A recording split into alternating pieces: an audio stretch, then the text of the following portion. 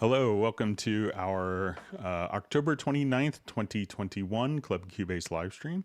We'll get started in just a couple of minutes. I'm just going to do a quick audio test here and make sure that everything is coming through okay. Hello, welcome to... Okay, sounds like everything is okay on my monitoring computer.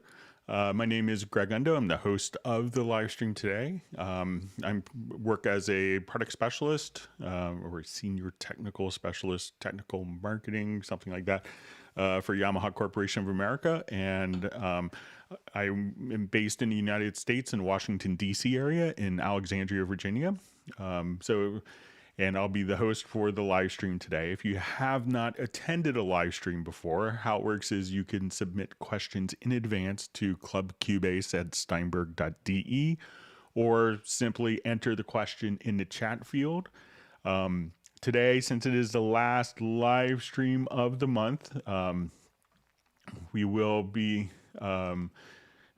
going for about 2 hours, so slightly shorter today. And what we will be doing is starting at in about 2 hours, we'll kind of migrate to a Zoom meetup. So this is a live thing. So sometimes people ask for like the Zoom invite, like a couple of days after. So I posted the Zoom link in the chat field already, and I'll try to do it periodically throughout the live stream. But it's a wonderful opportunity to meet other people that are part of the community and that you may see comments from on the live stream. And it's always like really fascinating discussion. So I always look forward to it every month. So if you haven't been on a Zoom meetup, it's a great resource to kind of meet other people. So I think it's a lot of fun and great discussions. So I look forward to that. So we'll be starting that at about 2 hours from now at 3 p.m. U.S. Eastern, noon California time or Pacific time. And I believe it's going to be 8 p.m. in the UK, 9 p.m. in Central Europe time. So look forward to doing that. And again, I'll periodically post the link, and it's just a great way to meet other people. So if you haven't attended a live stream before, how it works is we'll just answer any questions that you have with your Steinberg products so that you can be using them smarter, faster, more intelligently.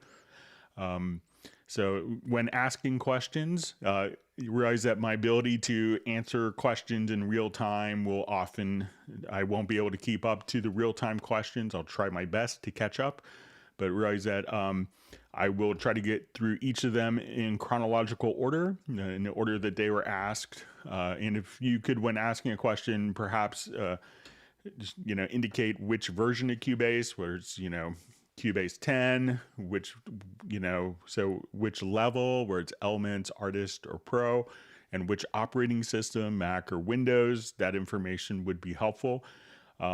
Asking the same question repeatedly just kind of slows down the whole process. So if we could try to avoid that, it would be really helpful and allows us to get through more questions.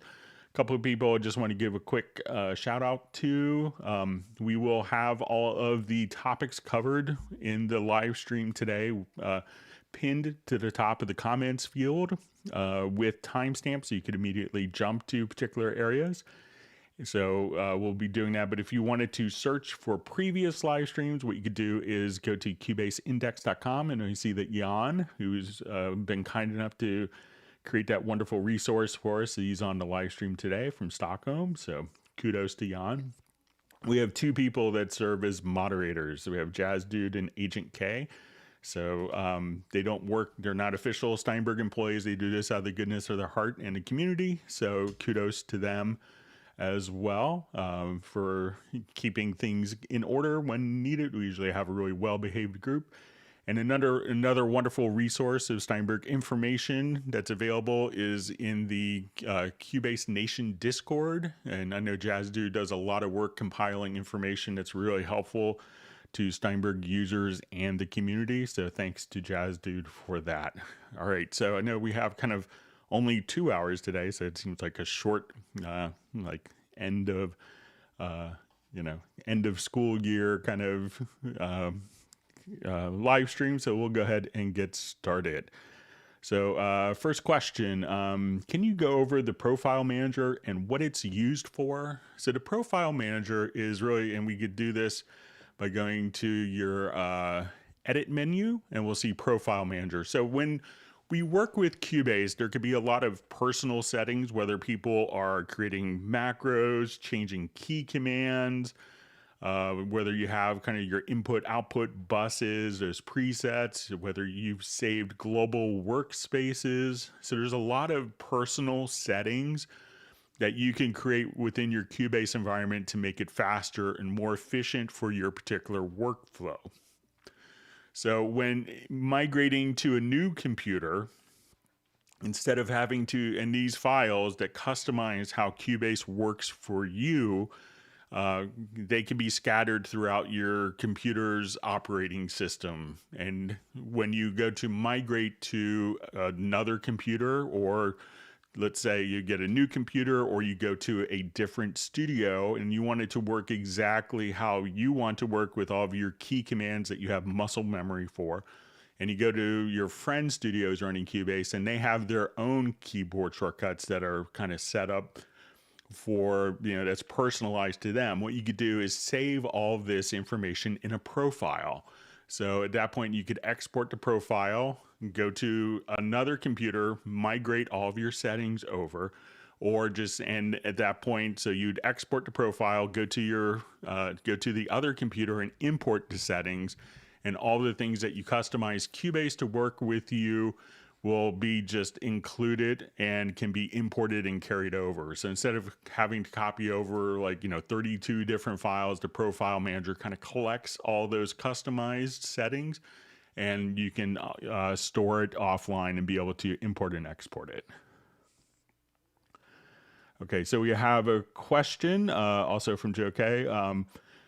Is there a way to convert a guitar or bass DI audio track to Midi in Cubase? So we could do it with monophonic sources. So if you wanted to do it with bass, you could come over here. Let's just jump to this project. So let's say where I want it to now come over here to the bass. So it's not intended to work with chords, like if you're doing chords on piano or chords on guitar.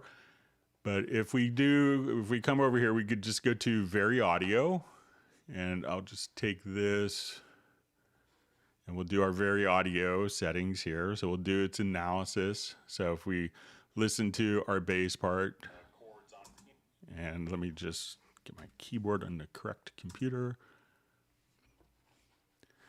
So at this point, what we could do is we could look at all of the settings within Very Audio, and we see this under functions. We could choose to extract MIDI. So we could include like pitch bend data, but as soon as we come over here, this can now be turned directly into MIDI data for the event. So if I wanted to look at the MIDI data for the bass part, we can have that set up directly there. All right, I'm just going to check my connections window here real quick. So that's what you could do. So if you have like a guitar solo, that often works very well for that. But it's pretty easy to do for monophonic sources. Okay.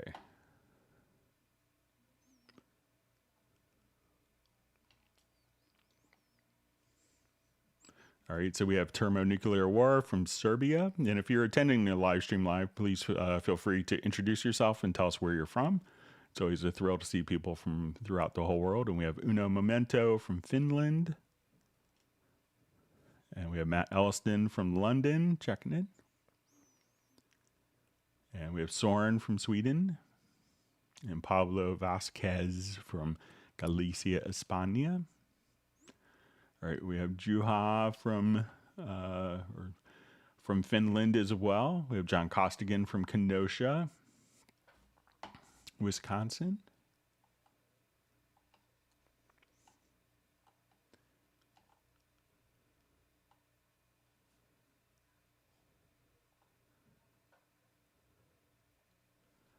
Right. right, and we have Tim Weinheimer from Mission Viejo. We see Michael Pierce from outside of London.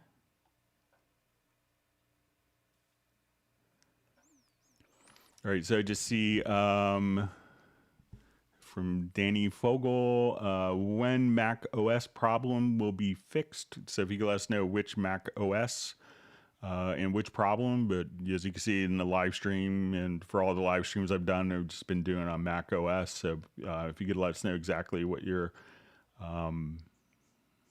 what problem you're running into. All right, so we see a question, is it possible to use Cubase remotely? So some people will use like screen sharing software and do kind of remote sessions. So sometimes the audio, you know, like for mixing, you know, the audio may be delayed, you know, over, you know, so there could be latency, but, you know, if you wanted to kind of be able to do editing and stuff like that, you know, you could, you know, physically run someone else's computer through screen sharing or Quick Assist on Windows or something like TeamViewer. So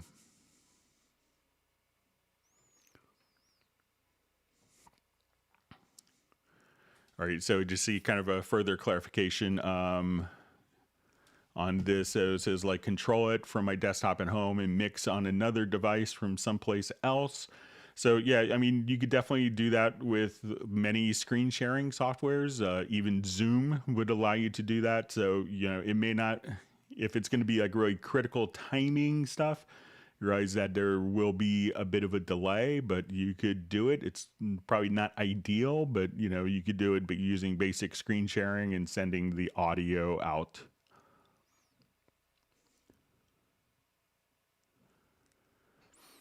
Okay, so we have a question. Hi, Greg.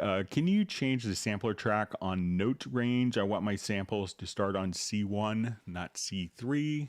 All right, so let's say if I just come over here and I wanted to go to my loops and samples. So let's say if I wanted this sample to be on, and so I'm going to right click and we'll create a sampler track for this. So now that we see this, we see the root key indicated right here as being C3. So all you had to do is just modify that down to C1.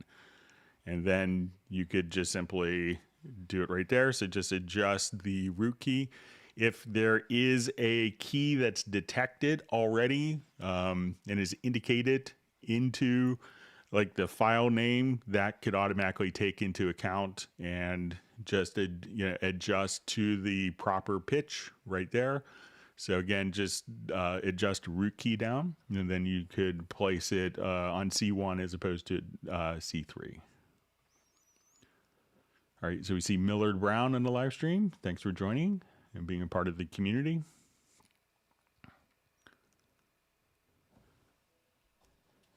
We see Michael Pierce just kind of in jest says, use my products more intelligently. Doubt it. Have you met the user? So I've met a lot of users, so we'll hopefully make everyone a smarter Cubase user. All right, so we have Helmut Heimer from Austria checking in. Thanks for joining and being on the live stream.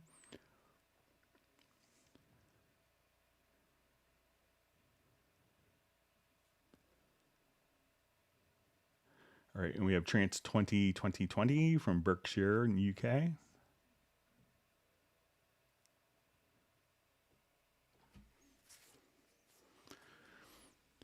All right, so we see a question, how to import scores of some instruments and then play with VST instruments. So, you know, if you have scores, you know, the two common ways of being able to migrate scores from different programs. So it's not going to do like we have a piece of sheet music and convert it to, that converts it into scoring that's not a part of Cubase. There are some utilities which do that, but, beware you may have to actually kind of check. But the common methods for, transferring MIDI data for scores are going to be either through importing a standard MIDI file. So that could include a lot of the MIDI data in itself for like controller information. So if someone is painstakingly, mapped expression controllers and MIDI volume and tempos that will all be transmitted very easily, from exporting it as a MIDI file. Another method, kind of a slightly different approach, if you've taken a lot of time, like adjusting the slurs and kind of the graphic appearance, you could, from notation programs, often you may find scores online that will be in music XML. So this is a common format for transferring files between different scoring applications. So you could import and export music XML as well. So probably MIDI files or music XML would be your best choices.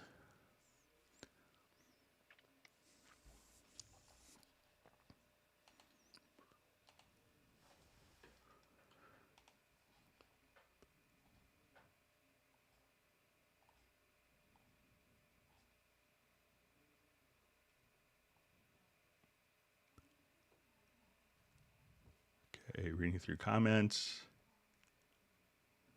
All right, so we have Brianna checking in from Youngstown. Thanks for joining us.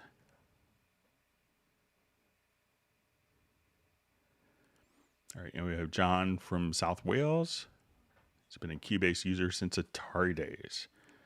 And he just says he never stopped learning. So I think I usually learn some new things in every live stream.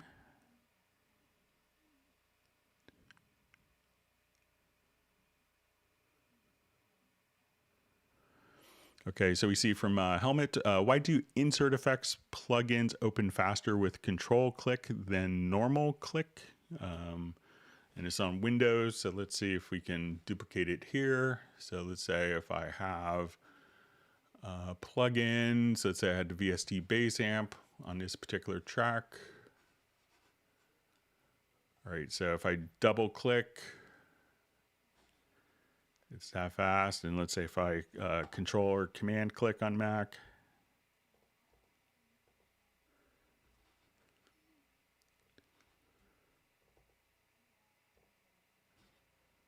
So maybe it's just the, because I think we have to,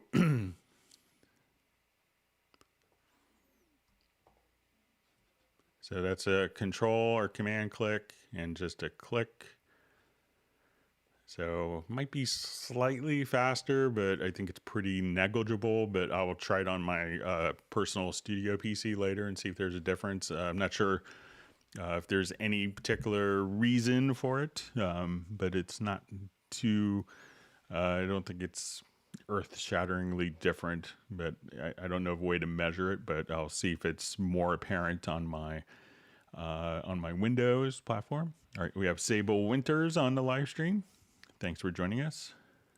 And she's saying happy Zoom Friday.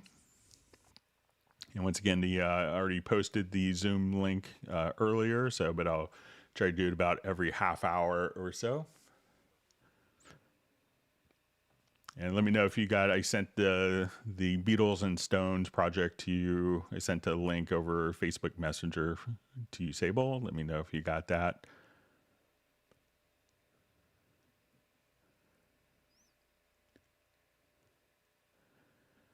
All right, so we see, does Groove Agent have one-shot like sampler track? So once we come over here, let's say if we have Groove Agent enabled, so once we go into sample, we can just place this into one shot directly here. So as soon as you select for each of the pads, we can now come over here, click on Edit. Under the Instrument tab, click on Edit to sample. And then here you could, it defaults to being one shot, but you could have a continuous until release, alternate. So you could just turn on one shot sampling right there, which I think it's on by default. All right, so we have Jeff Zabelski from Chico, California. Great to see you on. All right, we have John Paul from Germany. All right, and we have Aryan from India.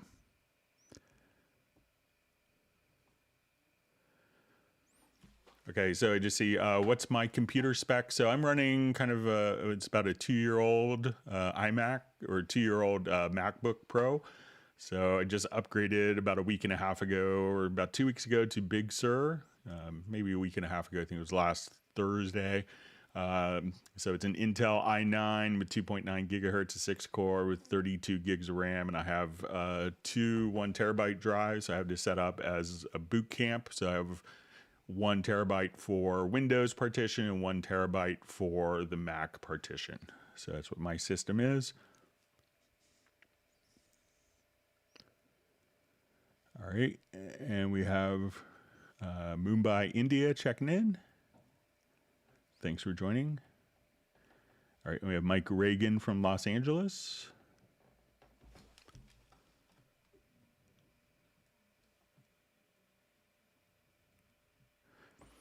All right, and we see that Gareth is on the live stream. Thanks. And Nick as well. All right, and we have Zimbabwe, and we have Michael Teams from Weatherford, Texas. And he's going to start passing out his ice cream. This is virtual ice cream with very creative flavors.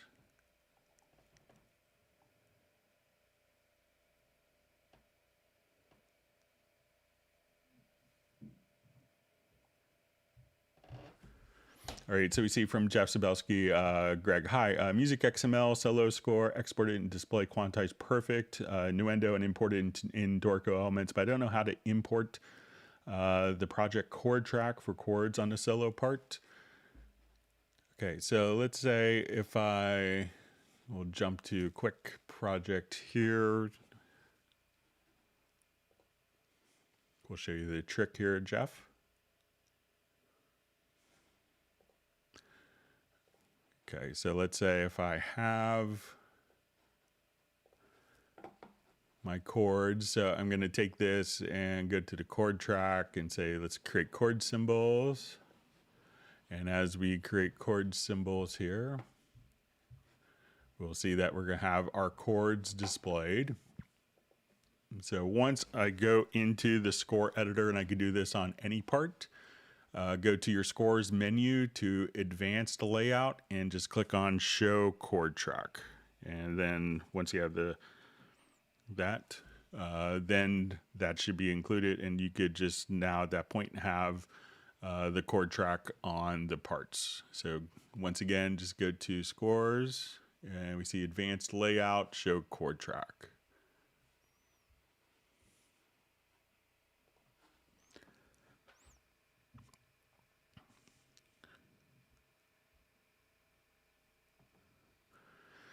So we just see a question, why did they delete 32-bit functionality? You know, so it's been maybe 5 or 6 years that we haven't been running 32-bit plugins.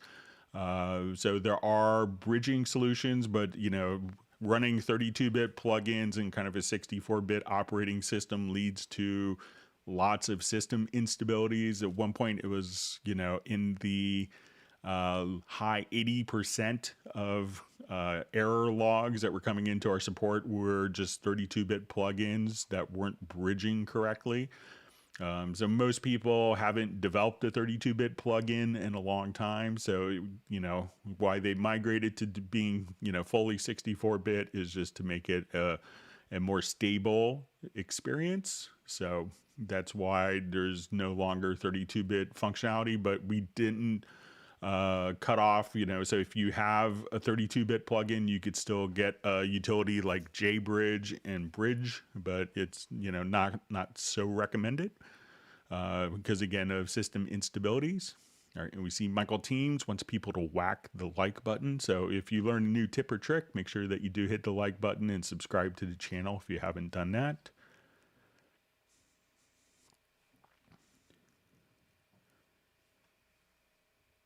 All right, so we see Sir and Mrs. from California.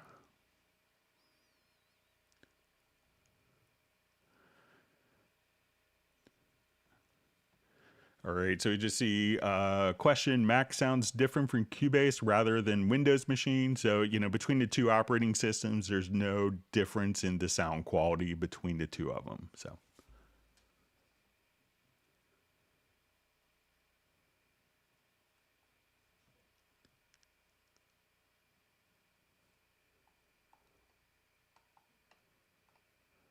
All right, so I just see a comment from Helmet about please try in the mix console. Let me just see if I could go back to his question because I've already forgotten it. Sorry.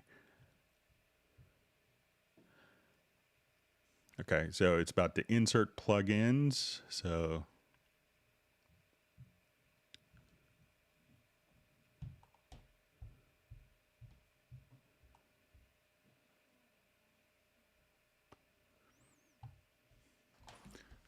okay, so let's go ahead and try in the mix console here. So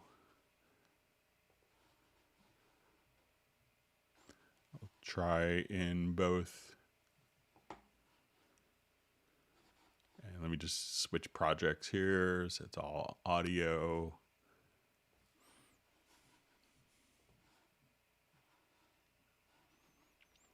Okay, so I'll try in the lower zone mix console.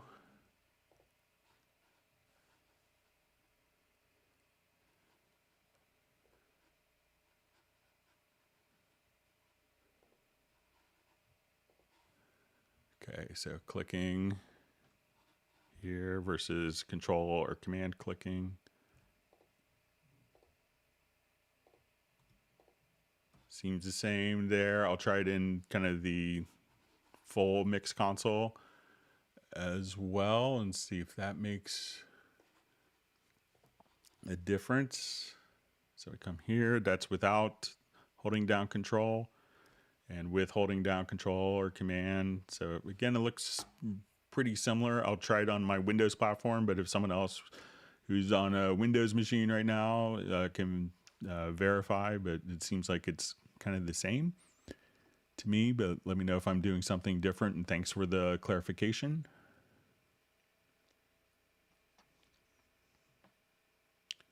You see Gareth is indicating that Sable owns an entire planet. That's a good thing to be. And it's very groovy there. All right. All right, so we see, hello, Greg. Nice to be here. Is there any way to undo on a Cubase channel EQ? All right, so let's go ahead and open up our channel view here. So there is a separate undo. So let's say I adjust my channel EQ here. All you have to do is hold down Alt-Z or Option-Z, and Alt or Option plus Shift plus Z to redo. So this will show up in kind of our mix console history. So let's say if we're here and I've adjusted, I could also just put this to always on top. And we see in the mix console here, we see these little arrows, and this will be your unlimited undos and redos. So, you know, there's an edit history and a mix console history that you could just kind of go through right there. So that's how you could undo stuff in the channel EQ. All right, so we have Robbie Bowling checking in from Dallas. That's great.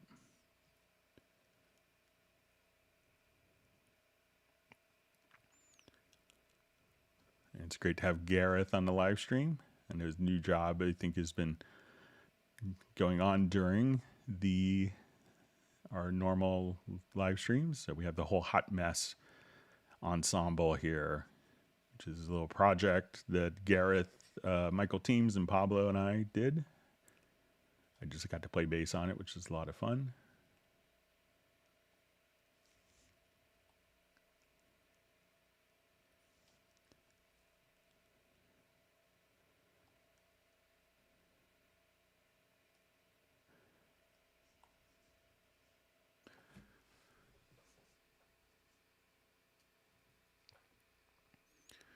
Okay, so I just see Greg just made a 1-bar click loop from a Groove Agent stick clicks as a metronome, and I love it. How best to save it for my acoustic guitar, improvising as a MIDI file or an audio file or a click track? So a lot of times, you know, you could just come over here and, you know, if you have, let's say, you know, if you have this set up, you know, there are a lot of different click track options. So if you wanted to try different sounds, you can come over here to the transport and go to metronome setup. And when you go to click sounds, there is kind of a, you know, whole default, you know, a number of different sounds, but you could also just drag and drop if you click on use custom sounds, you could just click here and then load up WAV files. But, you know, instead of saving it as a MIDI file, you know, so let's say if I come here and if I just wanted to,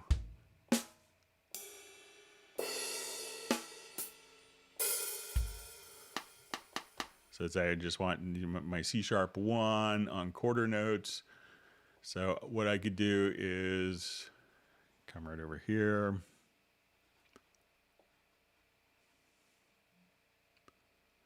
All right, so let's say I want this to be quarter notes. I will just switch to my paint tool.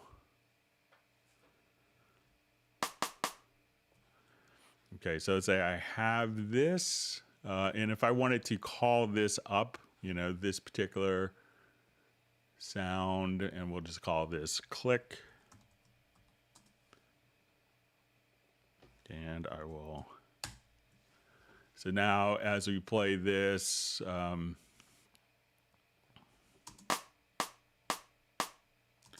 so at that point, what I could do is just simply select the event, and I would export it as a, so go to File and export it as a MIDI loop. All right, and I'll just call this click. And if you export it as a MIDI loop, what it's going to do is it'll export it, you know, and it'll retain the instrument that it's playing with. So I think if we come over here, let's see if we can find it on the right-hand side. Sometimes I forget where the MIDI loops are, but I'll just jump home.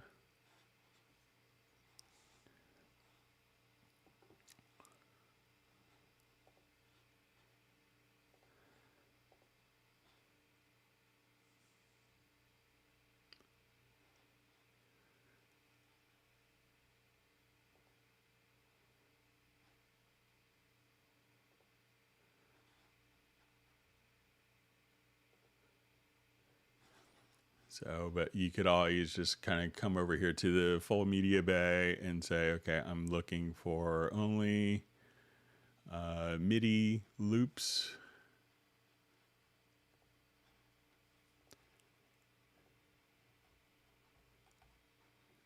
And I think if you just kind of come over here, so that way you could just kind of drag and drop that in. You could also just take that and, you know, import selected tracks from projects, and once you have that done as well, you could just drag that into any project as well.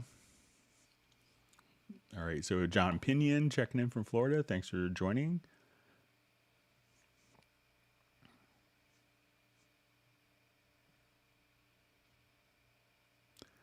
All right, so we have Peter checking in from Holland.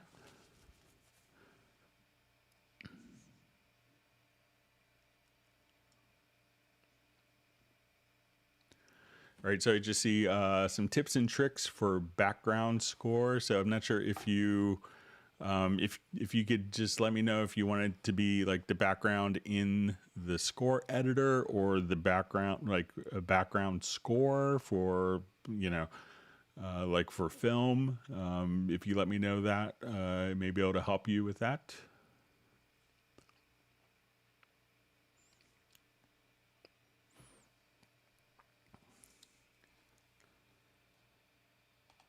All right, I'm going to go ahead and post the live stream link again.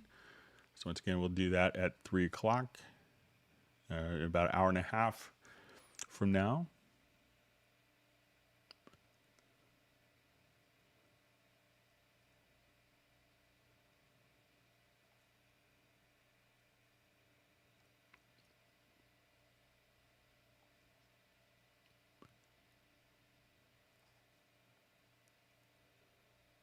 Okay, reading through comments. Thanks for all the great discussion.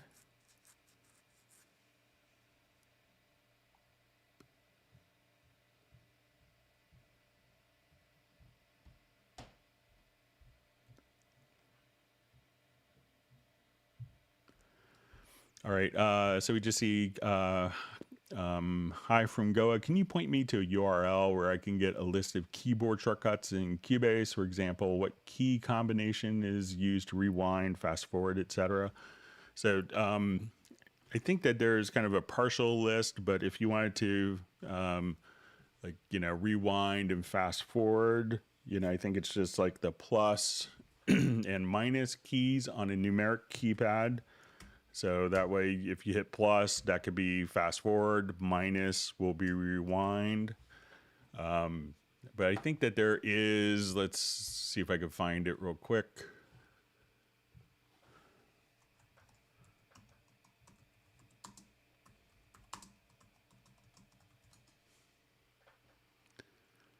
So you can see if you just go to Steinberg help, and you can see a lot of kind of, functional default keyboard shortcuts right here. So you can see in kind of different categories.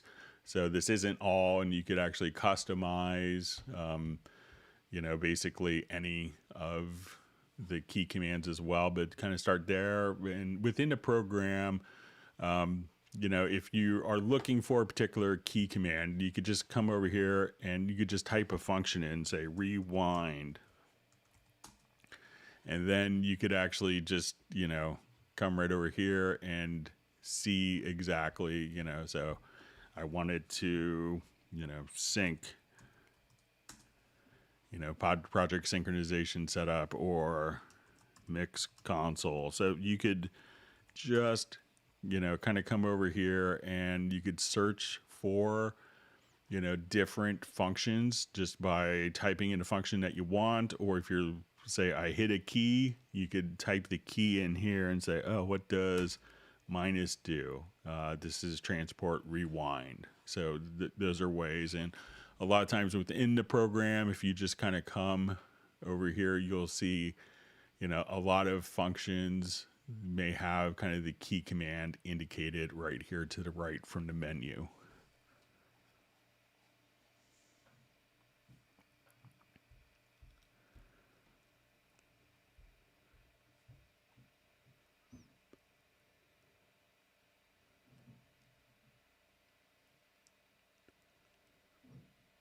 Okay, so we just see from Michael Pierce, it says, I didn't know the undo EQ thing. I mean, obviously I never make a mistake, but that's super handy.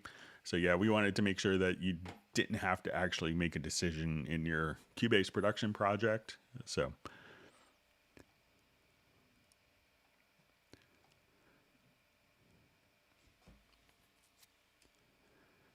All right, wonderful to see Mandy Lane on the live stream. Thanks for being a part.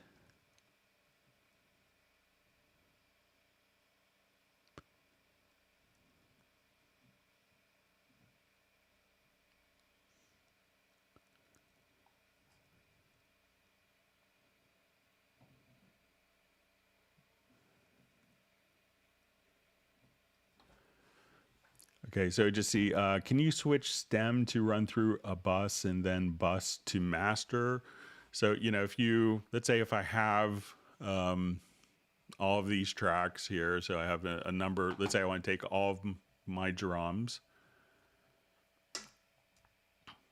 I could come here, so I select these, and let's say I want to add a group channel to the selected track. Okay, then when I go to this particular group channel, so we have this group, and this group is our drums. I could come right over here if we wanted to create kind of like a pre-master. I could say, let's add a group track, and we'll make this a stereo group. So I could take the output of this group, instead of sending it to the stereo out, I could send it to this group, and now, as we play the drums, it'll go through.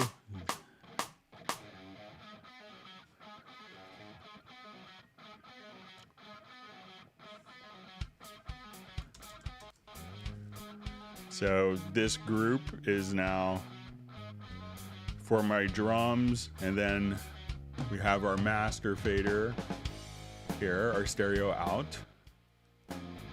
But now I could have all my drums going into this group as well.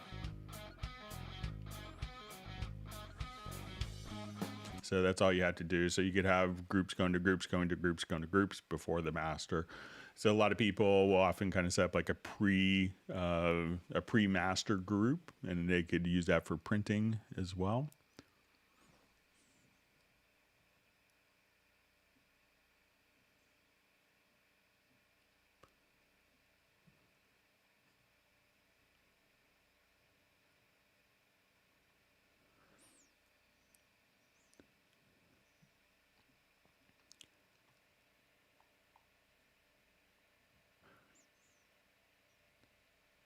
Okay, so just see, can you do aux and bus sends? Can you, yeah, so once you're here, you could also just, you could do routing. So let's say this is group one, and if I have my, let's say if I have this going to my stereo bus, you could now come over here to sends. So let's say if I want to go to the destination, so let's say even though this is now going to group two, if I wanted to send this out to group two, I could do it, I could take this group or any source and send it directly to the group. So let's say this is going to my stereo bus directly and also to group two. So that way you could control the amount of how much is going out.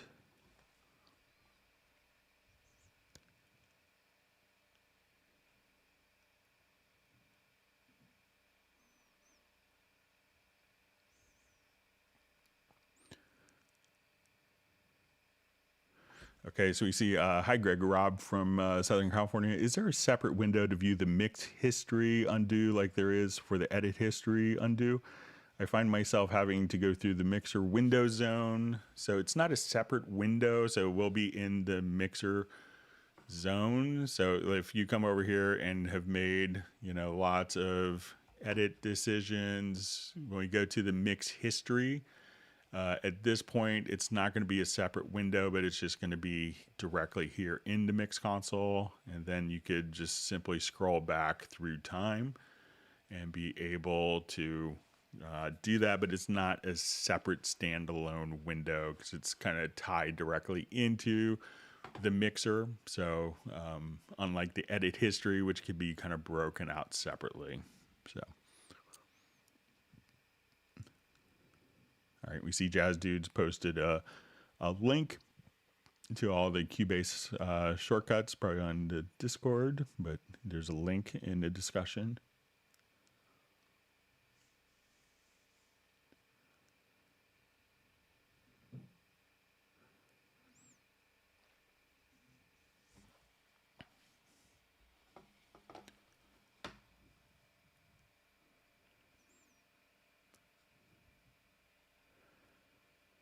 All right, so I see about to install Cubase on a new machine in the near future. Any tips on backing up my presets, patches, projects, key commands, templates in an efficient manner?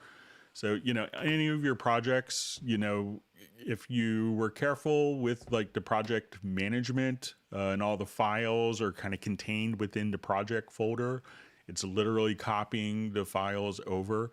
If you have audio files that are kind of scattered throughout a particular process, and files are scattered throughout the entire, hard drives, and, what you could do is choose to do a backup project. And as you do a backup project, this will ask you to, at this point, choose a new folder.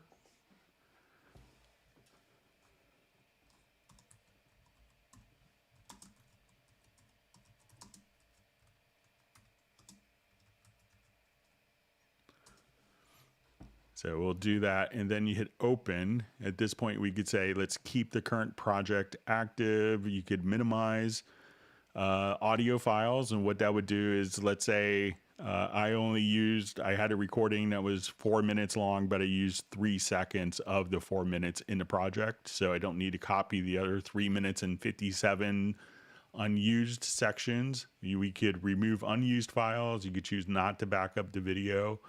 And you could also choose to not back up or to back up include the mixdown folder. So once you do that, then everything will be placed into a new folder.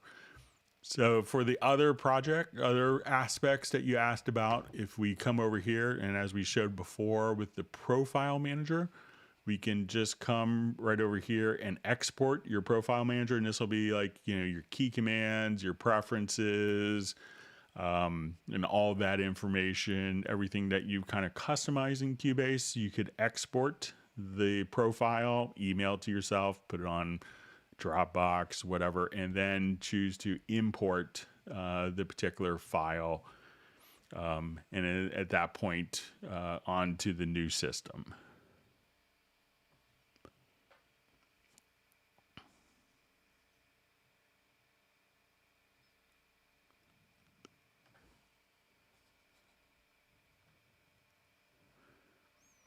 All right, so we see JVI in the live stream. It's great to see you. Thanks for joining.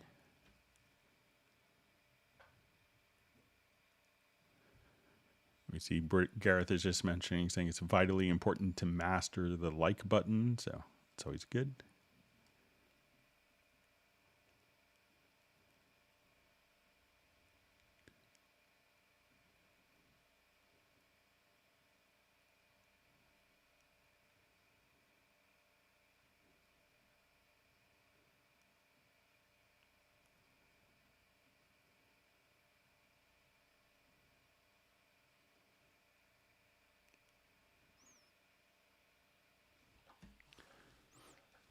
All right, so just see, hi Greg, Biden should give you a medal for all the discouragements you saved. So I only live about six or 7 miles from him, so, but I don't think I'm that important, but thank you for the kind words.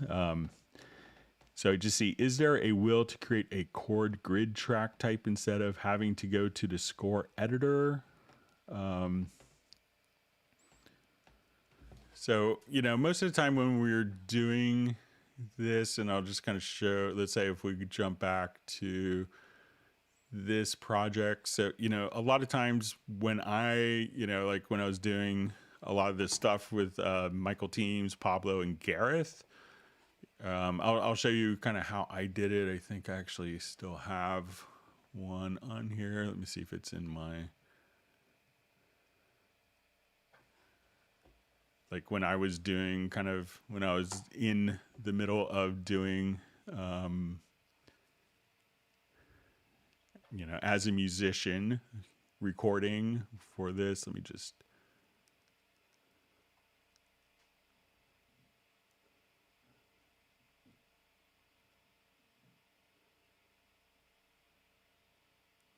trying to remember the name of the project here.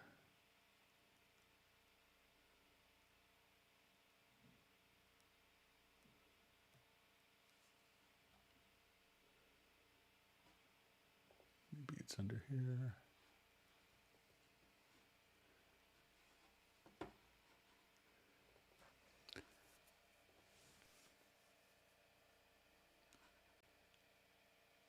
So a lot of times what I would do, like in different parts of the chord as I was tracking, I would just, like if I was just kind of, trying to remember a particular chord progression that I may need just to, just to see, you could do it in the score editor, but a lot of times it was pretty straightforward just to kind of come here. So if I say, okay, I just wanted to jot down the chords to help me, like as a recording.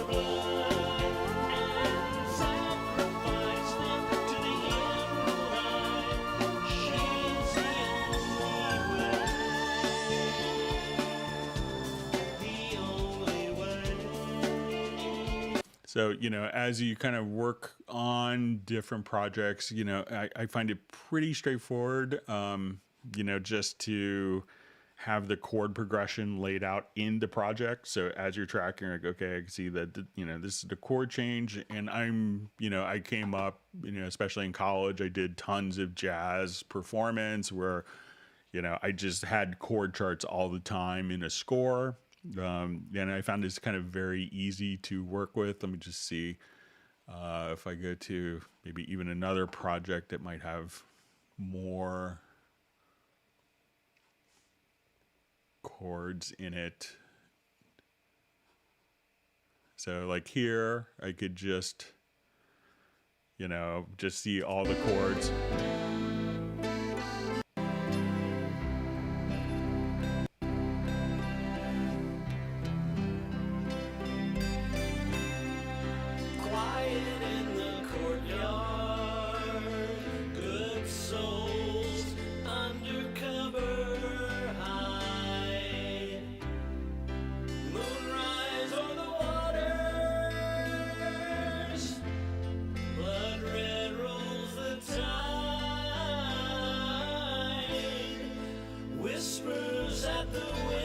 So, if you wanted to have the chords kind of laid out like that, I think that's a really cool way. But, you could also just say, okay, I want to add an instrument track and we'll route this to nothing. And let's say, I'll just take this backing track here, create this, go into the score editor and go to the page mode. And just kind of see setting, let's say and as we showed before, Jeff Sabelski's question, we'll say show chord track. And then I could just kind of see the chord track kind of laid out for me there. So, I think it's pretty, good way of working. So if you have someone that's not really well adept at, if they're like, if you give it to them on music staff and they're a bit intimidated, it's really easy just to kind of follow this. But let me know if that's kind of what you're talking about.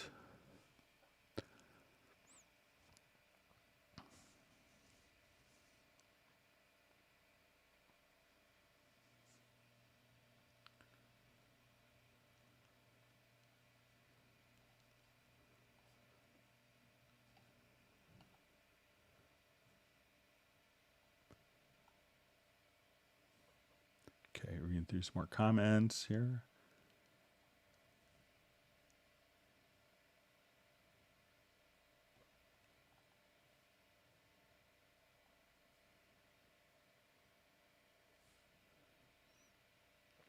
All right, so we have is it Jazzy Land, or just looking, Jazzy Lamel from Teaneck, New Jersey.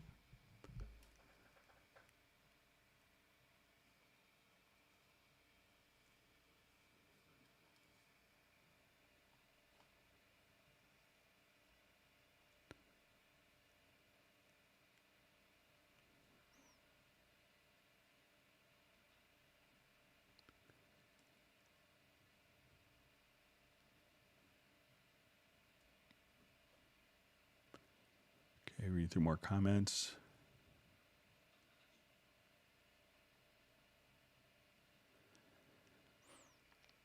So I just see a question, will Profile Manager back up Cubase templates and Midi multi presets? So I believe the Midi multi presets will be backed up.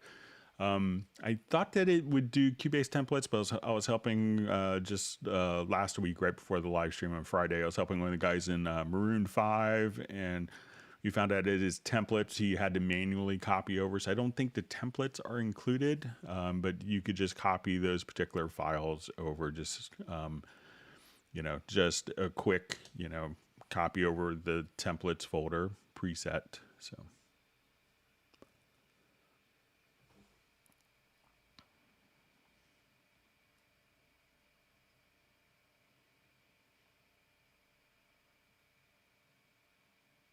You see Gareth is stepping away for dinner. So.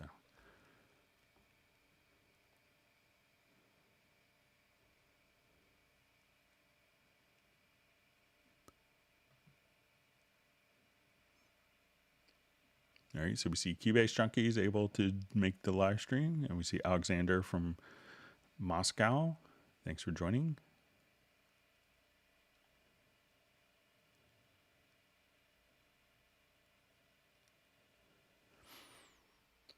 So I just see a question. Have you tried the new Apple M1 Pro Max? I think it says Max, but I assume Max. So I haven't had a chance to try it. So, with COVID, I haven't really ventured out to computer stores to kind of try things out or see it in person. So, but I haven't had a chance to, but, it seems like it could be interesting.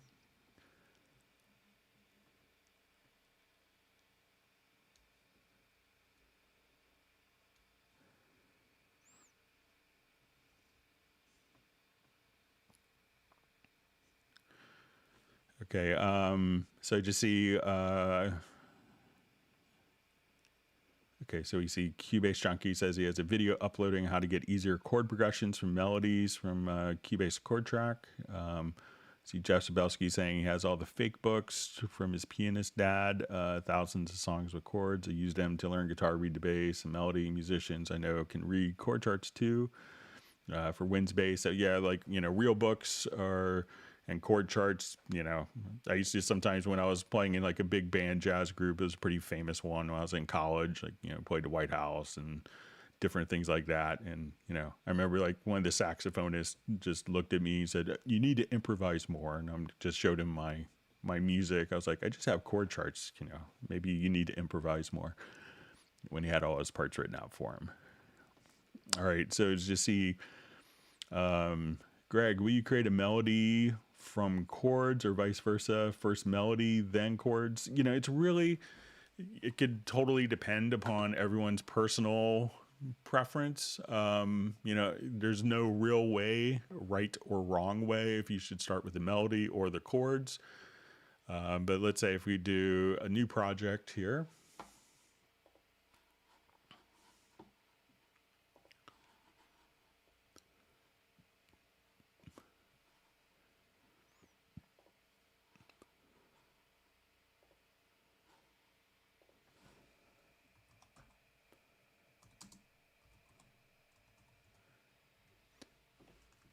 A lot of people will, I know a lot of people that may, like if they're singers, they may kind of have the melody first, and it's kind of like the age old, do you write the words or music first?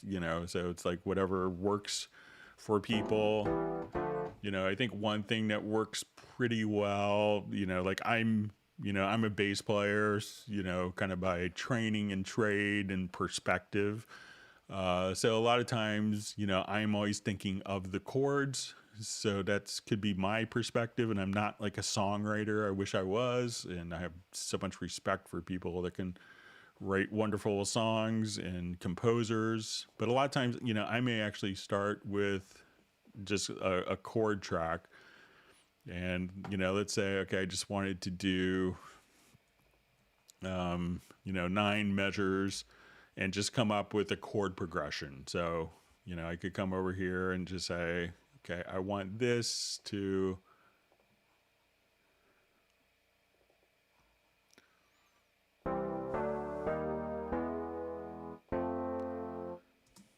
let's say I just want to come up with a quick chord progression. I could say, okay, let's just, let's say, okay, I'll just put on my click track here. So say, okay, and I just wanted to try to put in chords and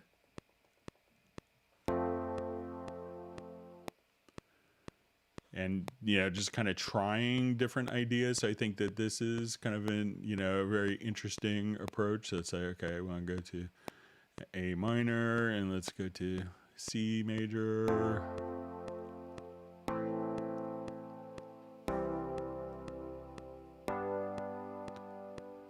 So if you do that and then you're like, okay, I really liked that particular chord progression, you could play along and just say, okay, I just wanted to play.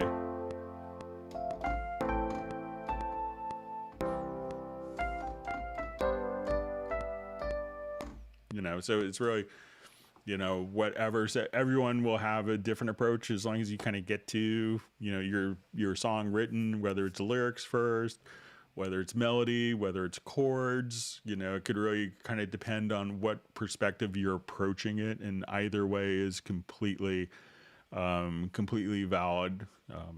So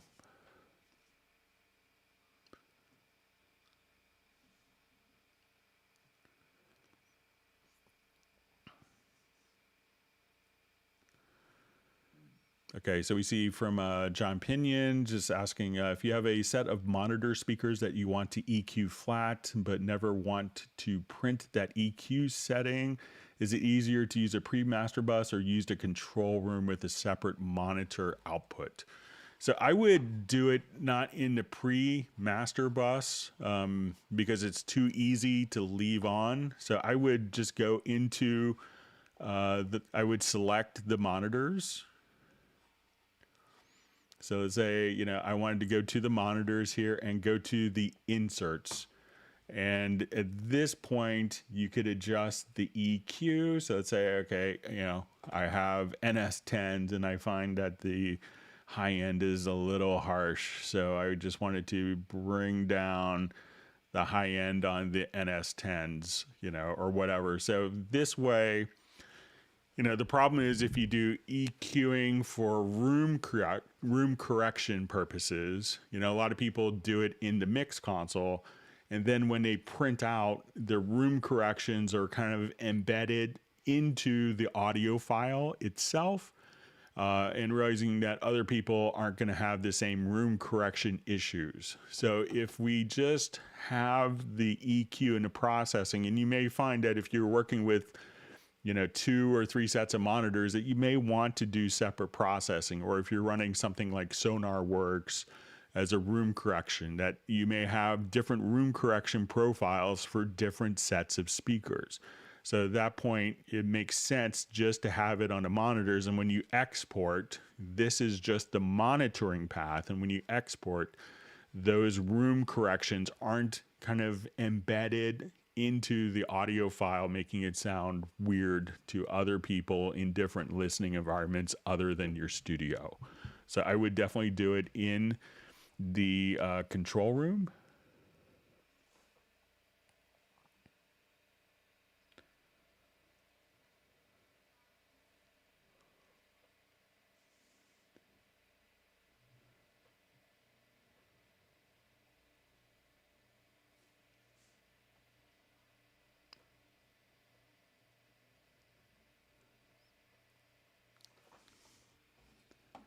All right, let's read through comments.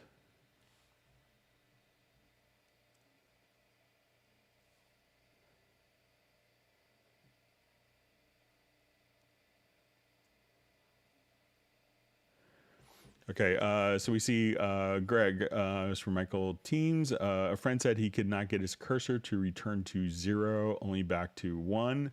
Could not remember what to tell him. Bail me out, please. All right, so, generally it's probably, when we're playing, let's say we're in our project and we fast forwarded here. And then if I hit the period key on a numeric keypad, it takes you to the beginning of the project. So it could be, if we have our time displayed, and we can see that this is measure 1, beat 1, 16th division 1. So if this master time is set to seconds, now when I go back and we set our master time frame here to seconds, it's now set to 0.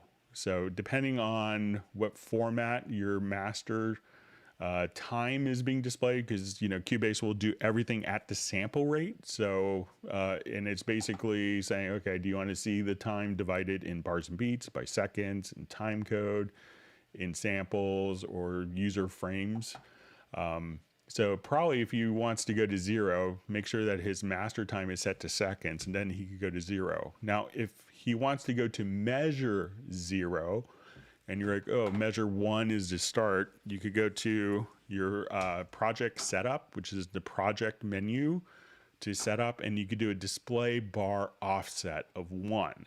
So once you do this, we could have a 0 measure.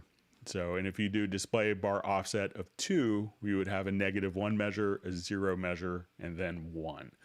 So it's probably just going to be switching between bars and beats and seconds. And you could also just use the period key like on the computer keyboard, not on a numeric keypad, to switch between those. So I think that'll do it, and you'll come off looking like a super smart guy, Michael Teams, to your friend.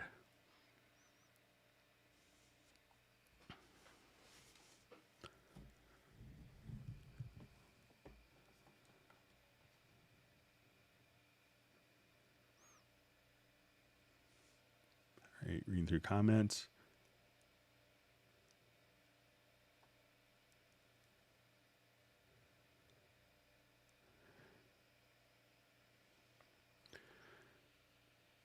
All right.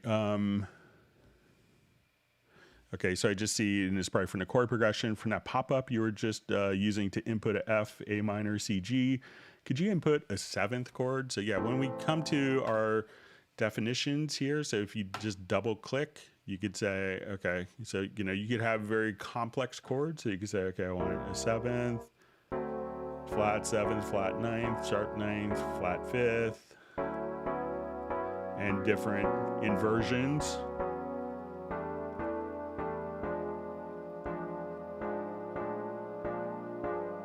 And just try out different chords if you wanted to.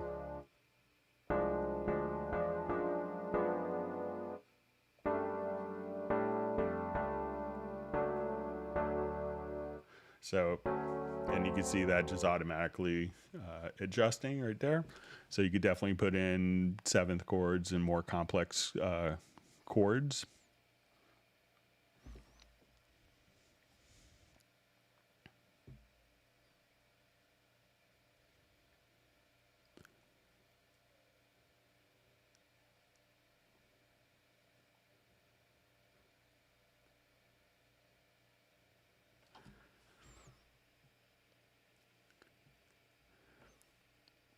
Okay, so we just see from Rob from Tarpon Springs, Florida. How do you get the editor to show several MIDI tracks on top of each other? And how do you find the option to choose how they are colored? Thanks for your help.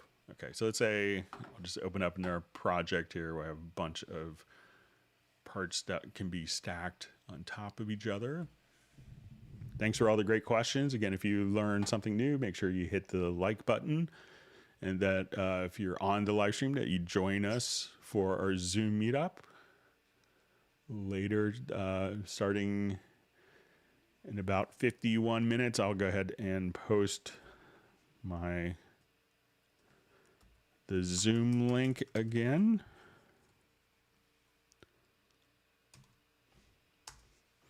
Okay, so if we want to see, let's say, multiple parts, like I wanted to see all so I've colorized these parts separately here. So if I wanted to say, okay, I want to see all of the string parts, I could go into, so I'm going to select those and hit Command E or Control E.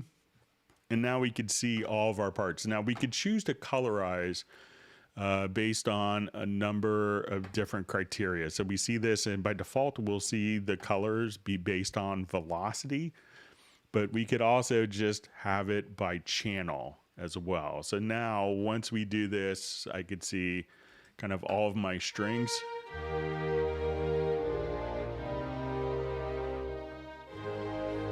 But if I only want, and we could have one of these be kind of the active part. So I could switch between violin 2, and we see that violin 2 is now kind of the more active part, and the others kind of get a little more kind of diminished visually.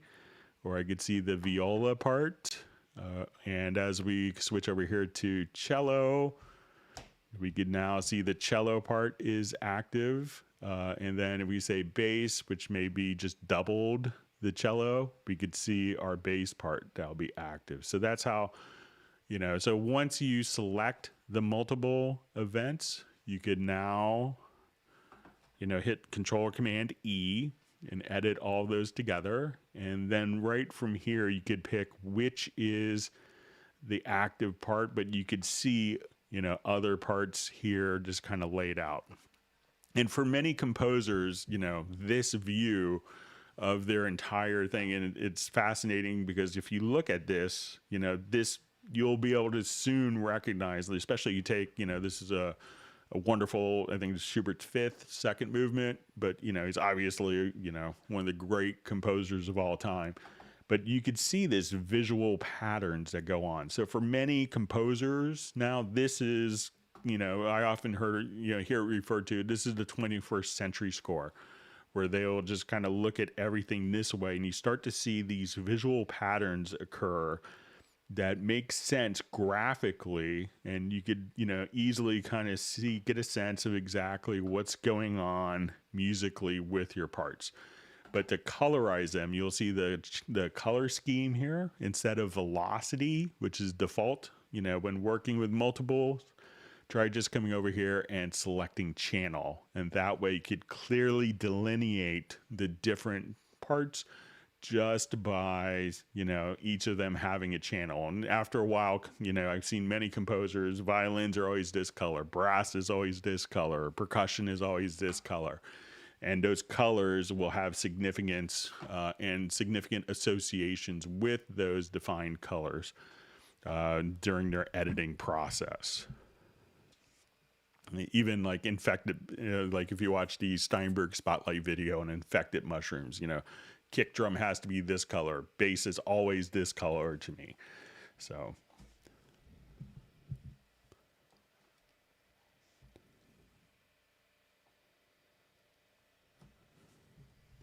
All right, so we see David Griffiths checking in from Wales in the UK. Thanks for joining.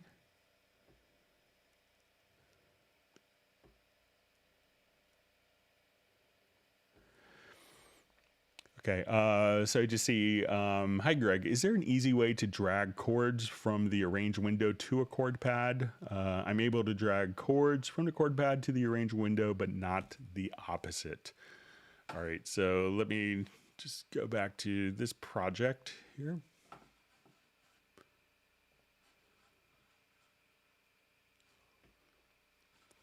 Okay, so let's say I have kind of generic chord pads here, like a C major scale. And in my project, I have, you know, something that's in G major. So within the chord pads here, instead of dragging them to the chord pads, what you could do is, I think if it's just right from here, you see this little drop down arrow, just select assign pads from Chord Track. And at that point, we'll now see the chords that were populated in the chord track are now just automatically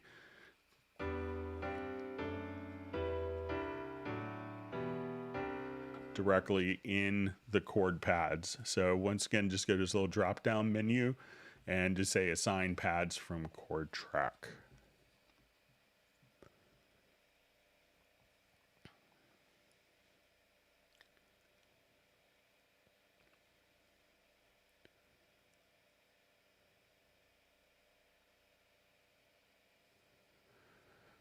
All right, so we have a question from Chris Hallam.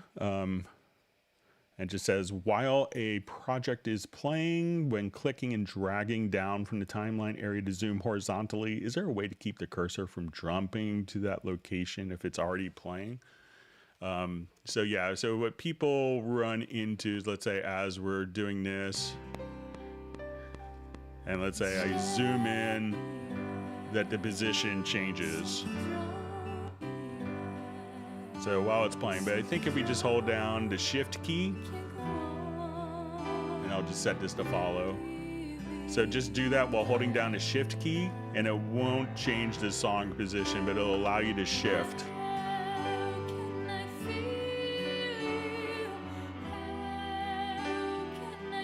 And if I don't hold down the shift key, wherever I kind of zoom, it's gonna jump to. Just hold down the shift key. So do that with the shift key held, and it won't affect the playback position.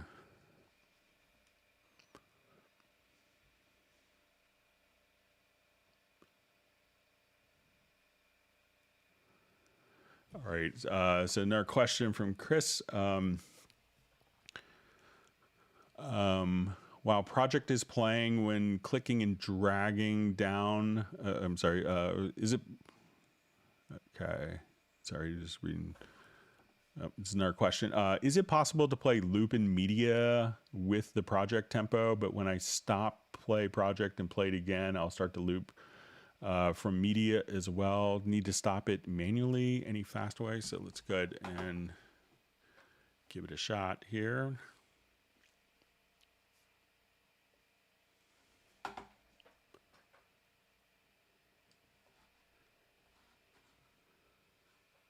All right, so let's say I'm playing at 100 beats a minute.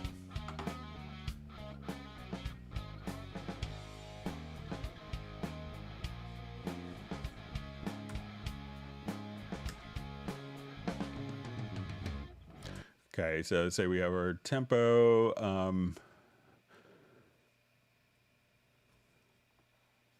right, so let's say I want to audition loops. All right, so let's say as we go to audition loops, there is the function here to align beats to project, and also so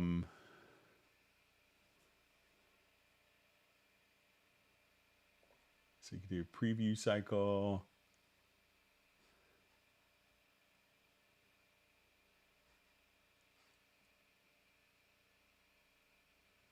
Okay, so let's say we have this project, let's say this loop is 170 beats a minute. So let's say if we audition this loop now.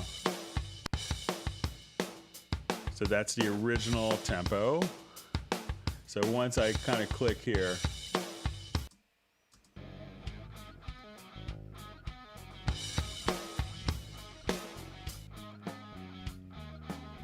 so let's say we just have this set to autoplay. So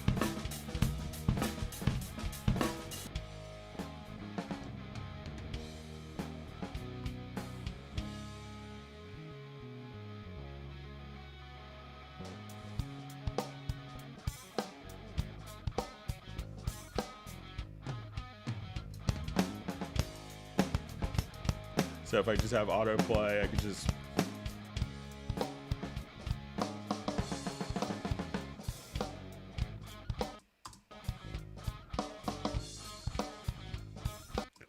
so, you know, just try to come right over here, and you could have it set to autoplay. You could align the beats and wait for the project. So if I just come here, as soon as it gets to 1, so if I switch in the middle,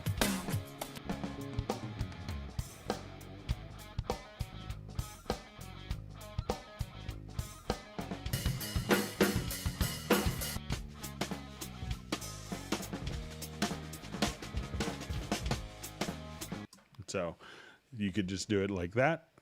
Let me know if that makes sense.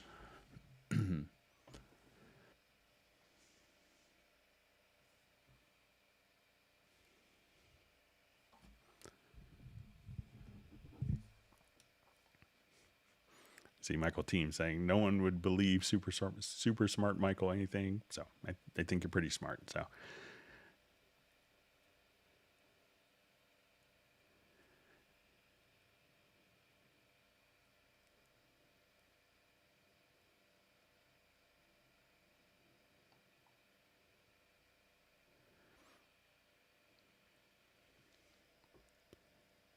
okay, so we see from JAVI just saying I just rewound, but don't see it. How do I get different inversions in the chord track?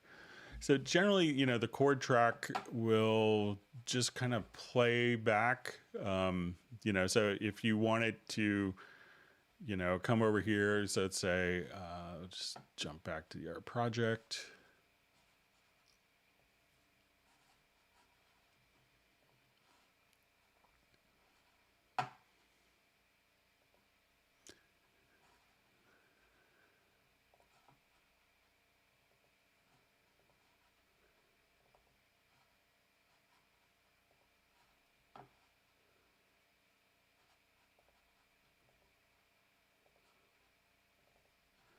So, you know, if I say, okay, I want this to be a G major chord, let's see.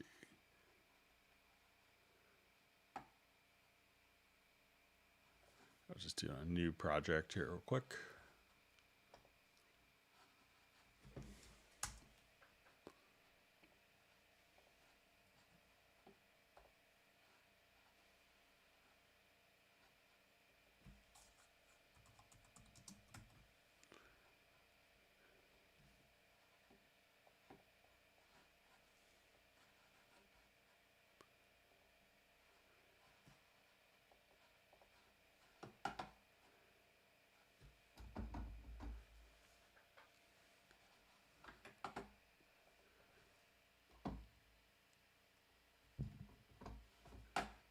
Just gonna check my routing here real quick.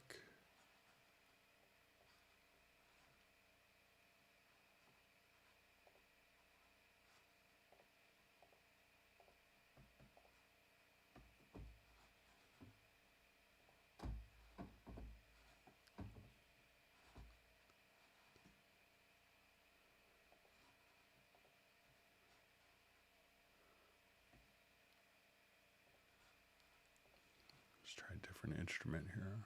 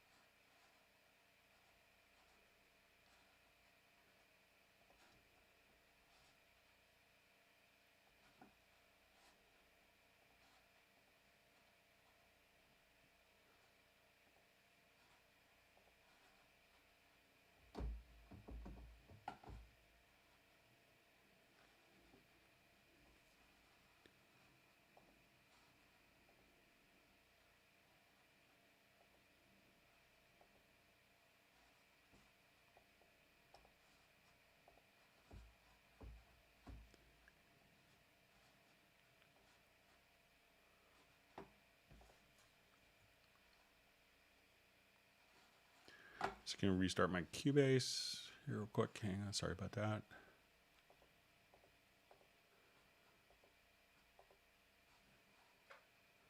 All right, and then we'll show this.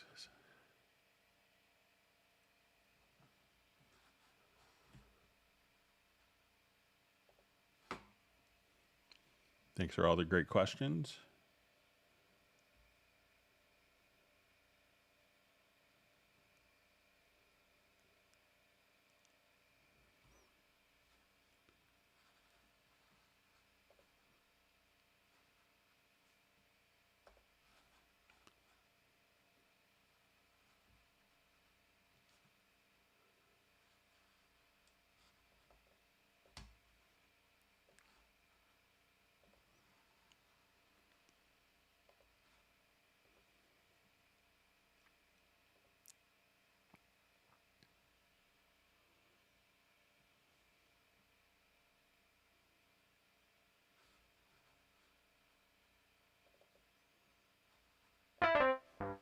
All right, so let's come over here, excuse me, and I'll just go to the chord.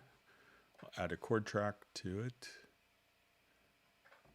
And so it's like with hearing inversions. So if I say, you know, we're going to do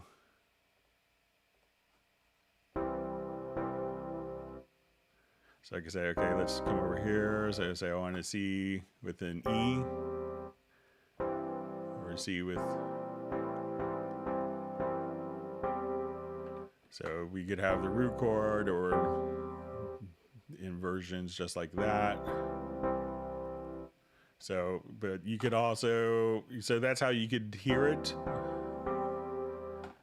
on the particular chord track. So you could define it there. And then if you're on the chord pads, you know, you could also just kind of do different voicings. So if we come directly here, so that's still kind of keeping, depending on the voicings that you have set, you can change that as well. But this is just kind of a generic C chord. So, you know, this will, you know, this are different kind of chord voicing, you know, different tensions, but we can see kind of different voicings there, but it still has the same root. But if you wanted to do that on the actual key,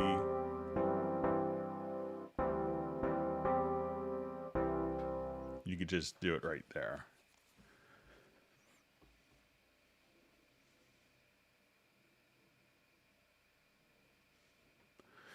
All right, so we see question, is it possible to see MIDI and audio parts on one window? Like we can see two MIDI parts, you know, so they're kind of, you know, if we have that set up, you know, we could do it, we could do it on the main project window is probably kind of an easy way to do this. So, you know, they're two separate editors, but if we want to work with this, you know, you could do it with the in-place editor, which I think is Control-Shift-I or Command-Shift-I. So if let me just open up the correct project this time, that would help.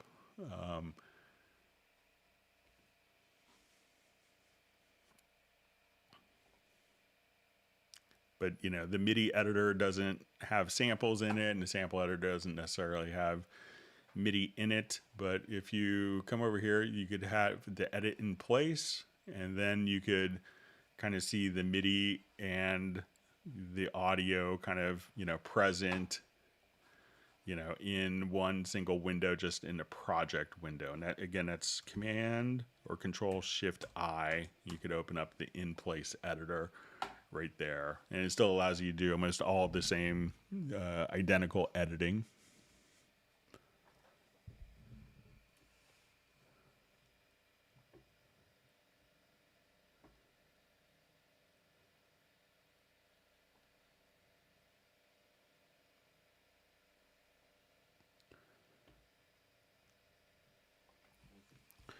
All right, so I just see, hey Greg, is there a way to reset a marker set in the volume trace back to 0.0 and align a marker to the left so that the volume is constant? So I'm not sure if I understand, but let's see if we can, let's say if I wanted to have like constant automation for this,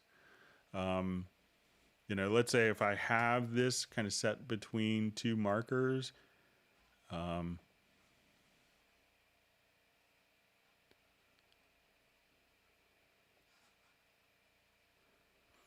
so at this point, like if I just, if it's for like volume automation, you could just kind of select and it'll snap to the markers.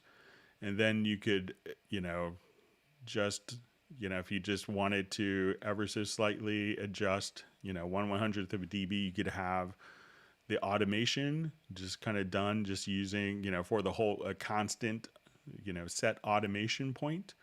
So if you wanted to just, you know, go up 1/1000th of a dB, you could now just have kind of a constant automation value between the marker events. But let me know if that makes sense. See how we're doing on times, and we had questions that were sent in. Okay, we got maybe another minute or two, and then we'll move to some of the sent in questions.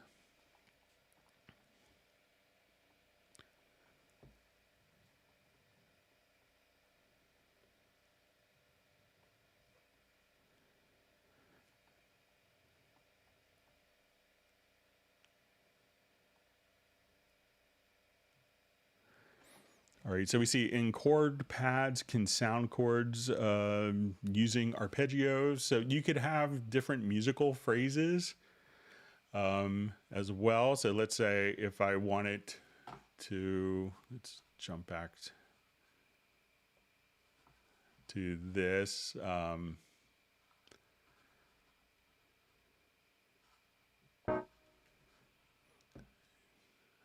So let's say I just have quick chord progression here. Let me just.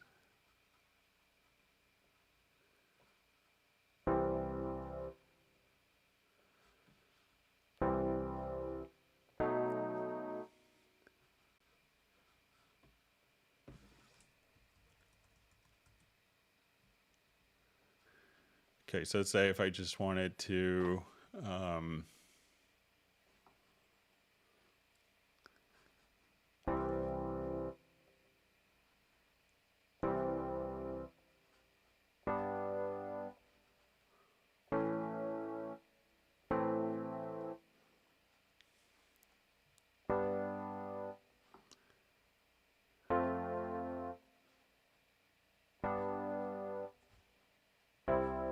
all right, so let's say this is our chord progression. So if you wanted to do like within the chord pads themselves, if you come over here to, I think if you go to setup, you can see player mode, and then you could have patterns. So you could say, okay, I want it a default from a piano. So now as I play,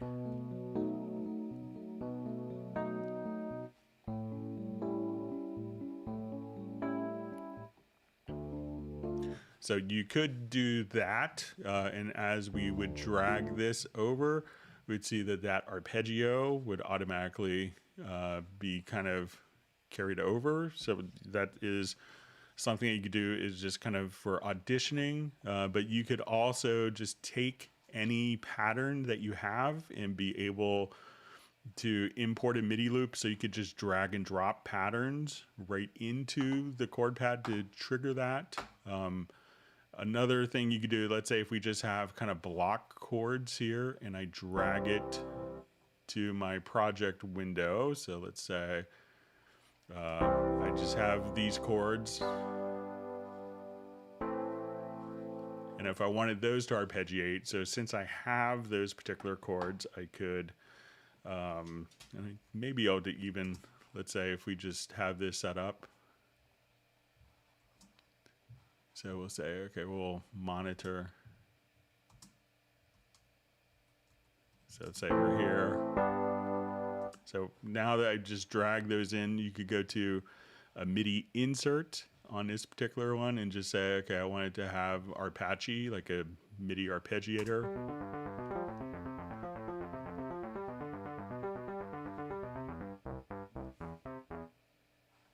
So this way you could say.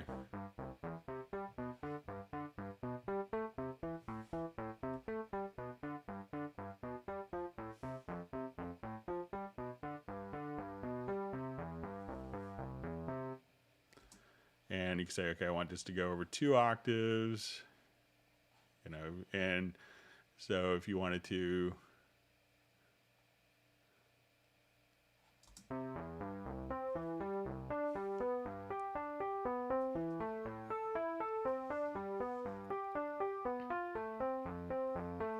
so you could try some different tricks like that.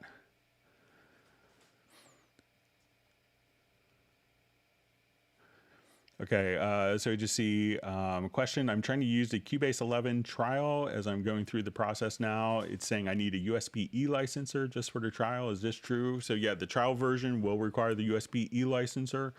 If you wanted to try the Cubase Elements trial, that doesn't require the USB-E licenser. So, so if you needed to kind of jump into it quickly and you don't have access to an E licenser immediately, you could try the Cubase Elements as well. So.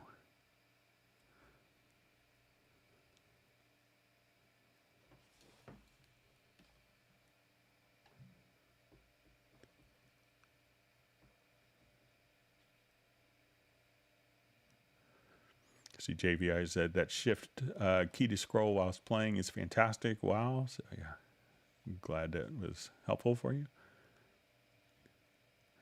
All right, so I just see, why do you need so many audio interfaces, Greg? So I use one, my Yamaha MGX-U for the live stream. I have, my microphone is connected to,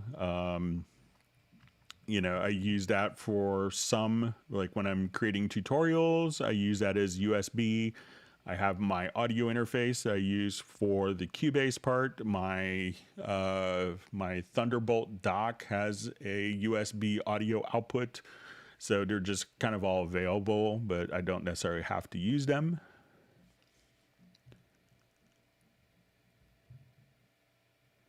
All right, so Michael Teams has granted me 4 scoops of mint chocolate Splendor ice cream. and I am La Leche. So thank you for that.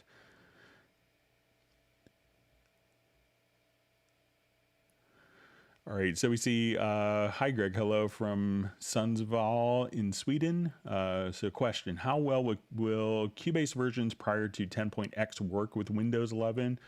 Cubase 11 and 10.5, it's according to Steinberg, cleared to be compatible with Windows 11. So I haven't heard officially that it's been cleared, but that there hasn't been, I got an email from kind of our support team, and they just indicated that they hadn't run into any issues yet with Windows 11. So I think that, probably Cubase 10 would be pretty similar to Cubase 10.5, but I haven't had a chance to try it yet. So,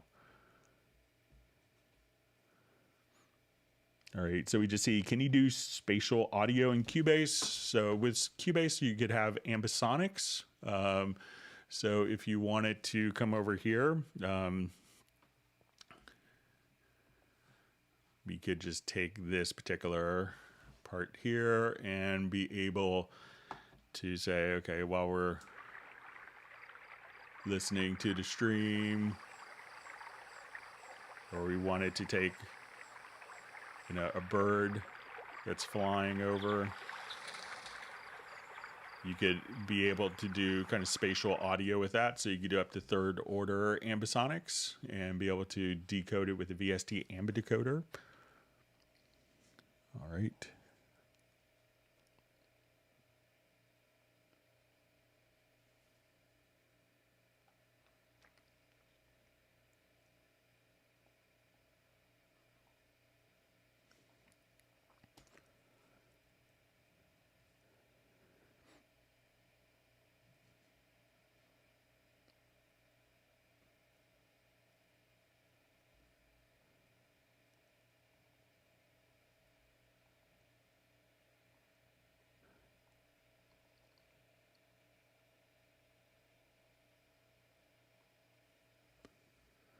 All right, so I just see okay,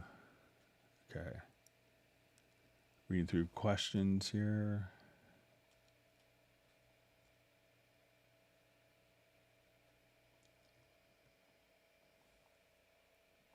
Yeah, so I see discussion of inversions versus voicings. So.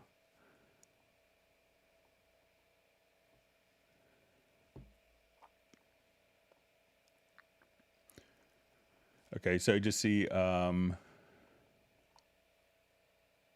right.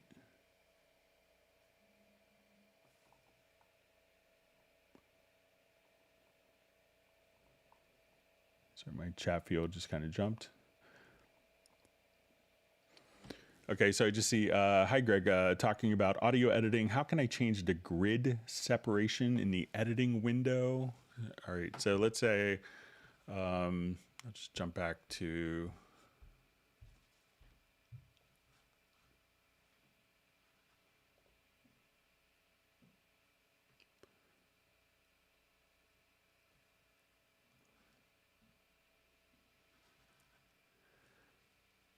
all right, so, if we wanted to come here, so you say, okay, I want to see this in my divisions, the grid in bars and beats, or if I wanted to see it in seconds. And we could also choose to, if we have a signature track, so let me add a signature track here really quickly. And let's say in my signature track, let's say it is,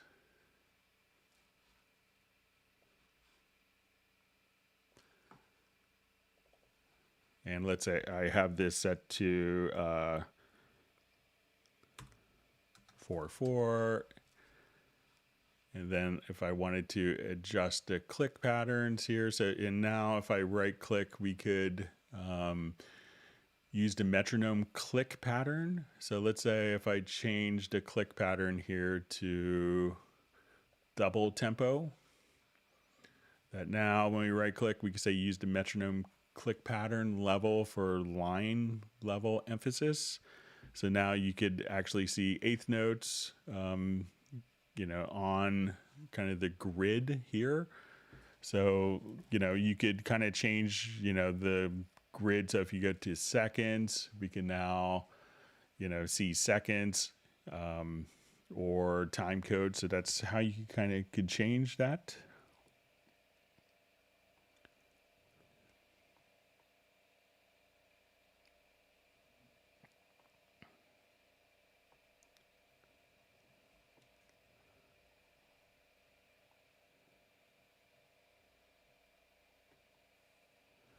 Okay, so I just see if I buy another Steinberg interface with more channels, the A to D, D to A are enough for carrying great quality to the analog things, while possibly using a PCL 2700 from Phonic or T8200 from the same brand. So if you have more available inputs and outputs, that will allow you to, route out to external hardware. I'm sorry I didn't get a chance to respond to your question. I meant to.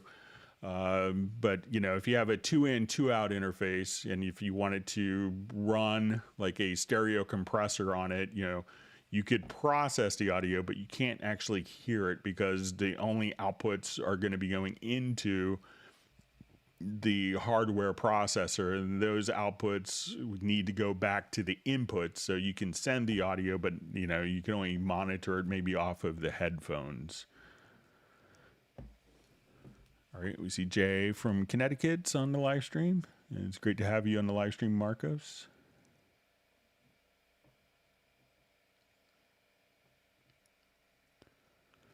All right, so we just see how can an arpeggio chord progression be converted from MIDI to audio. So let me just jump back. I think it was this project. So let's say we're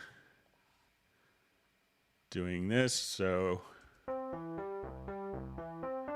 there's a couple of approaches. One is I could take that particular track, add a group channel to the selected track, and add an audio track. And we'll set the input as the group. And now all I have to do is play and record enable and just hit record.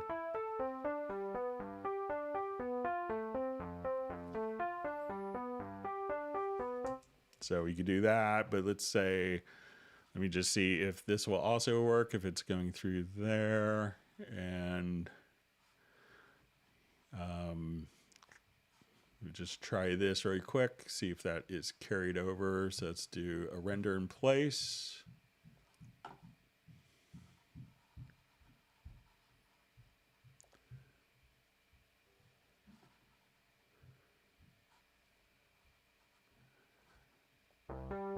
So even the render in place, all you have to do is do a render in place, and the arpeggiation will automatically be rendered as well. All right, so let's jump to some of the questions. I'm gonna quickly post the live stream link again. Bear with me just a second. We'll get started and at the top of the hour. Okay, so let me go to some of the questions that were sent in.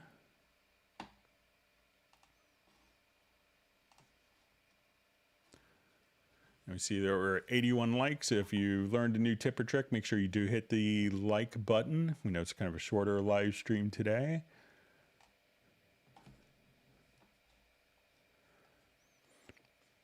Okay, so we just see, hello, Greg. Can you please explain step by step how to make such a construct with multi-reverb and delay with sidechain compressing for vocals? Maybe you can also put a link to a Cubase template. And so let's go ahead and take a look. So all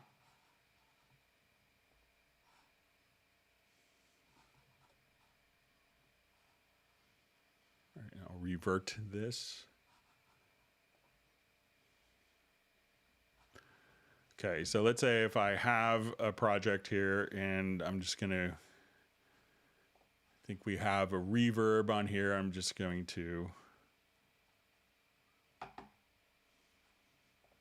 turn that off. Okay, so let's say now that we're doing this, I wanted to put like an effect. I want to put a delay and a reverb on it.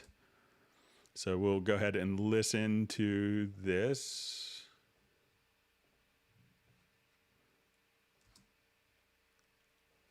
I'll get my keyboard on the right computer. You stare at the ground, not a sound.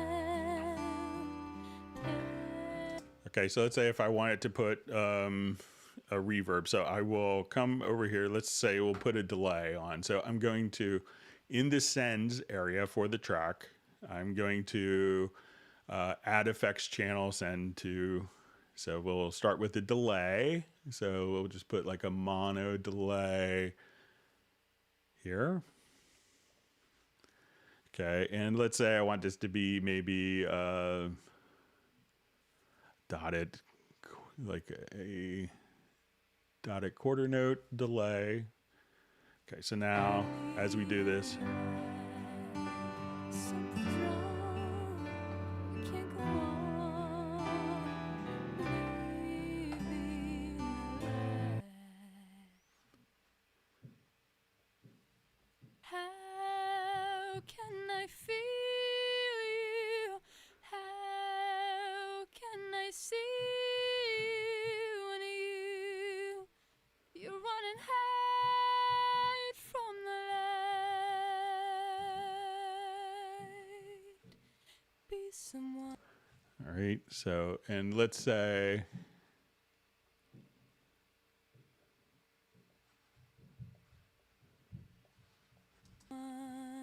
Tonight. all right, so I have a reverb that's set up here. So as we come over here, Tell me why something's wrong. We can't go on living a life. just gonna swap out this delay. I'll just put a different delay in. Just do a stereo delay.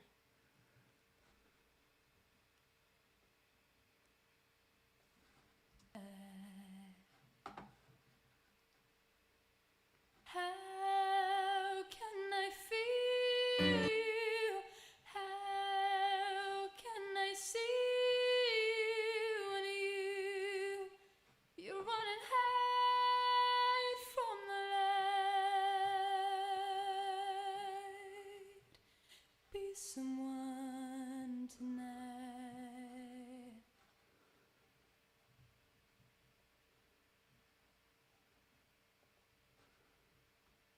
So afraid to smile. All right, so I'll just put the delay on as a send here. Not sure why we're not hearing it. I can't forget when we first met. I can't what a soul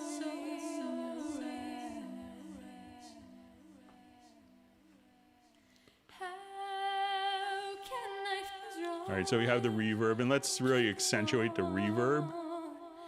So I'll come over here to the send.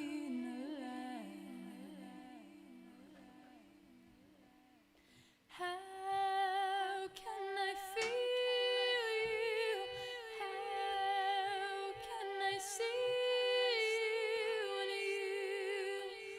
you when Okay, so now I'm gonna make the reverb too large. So let's just pop over here, and instead of an LA studio, I'm gonna go for like a big Austrian concert hall. So running hide from the light? Be someone tonight.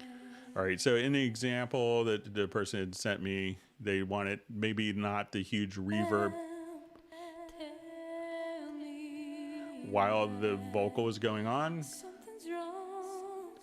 We can't go on living a life.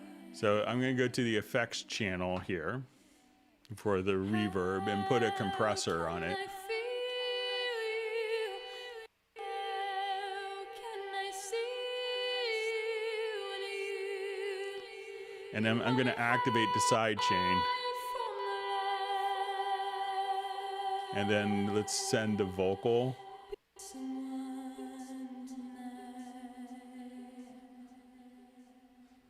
And this way, once we have the side chain that's been created here, so let's say,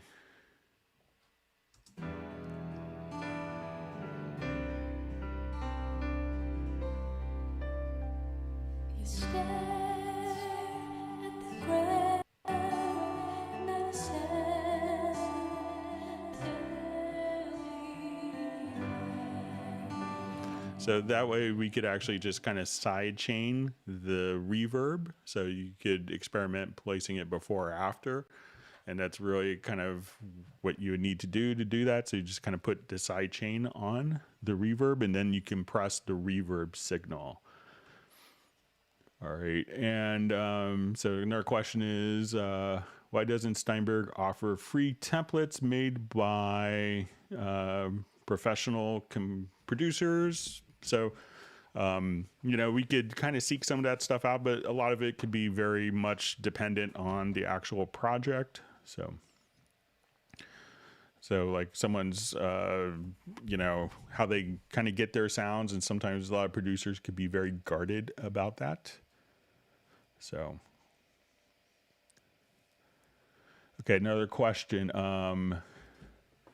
So if I first manually set scale in Chord Track to say C Dorian, next I want to add chords, does the scale have any influence? Which chords are offered in the chord assistant and how are they built in the scale? So, you know, once we define a key in the chord track, so let's say I'm coming here and I put this into the key of G, you know, so, and we have our key set here. So that's not going to cut out all other chords that don't fall into the key of G. So, so as we go to do this, we could still put any chord in, but you know, it's not going to be limited to G major or C Dorian because that is the defined key or the defined scale.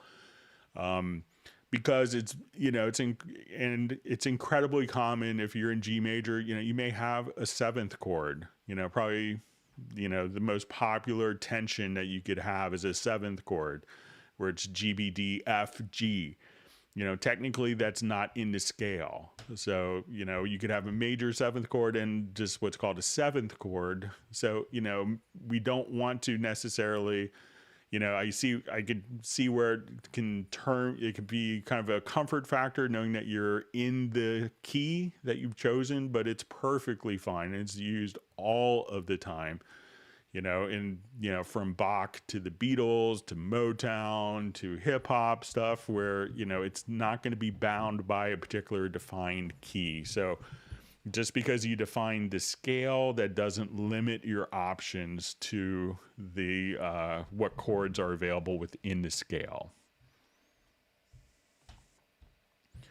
All right, and we had some discussion last week with Taylor about this and within his score editor, where it was as he was entering in scores, entering in lyrics, that it was automatically entering them in at like a 24 size font, you know, as lyrics are entered in. So let's say, okay, just come here and we start putting in lyrics and I hit the tab key. We could go to the next note. So the one thing, and Taylor was kind enough to send videos, but if you could, Taylor, just if you check this setting, it's not the most obvious one, but if you go to this, to the score settings, like I think you double click here on your end and go to text, and you may see text settings, but go to lyrics and just kind of check the actual system, you know, the font here for the lyrics, and make sure that that's not set to 24 accidentally. You know, so try that. And let me know what settings that you have here and if you have that set to bold accidentally. So give that a shot and let me know. Okay, I covered the last one by email. So about the expression map for Moto Bass. So I had kind of sent over an expression map that I made. So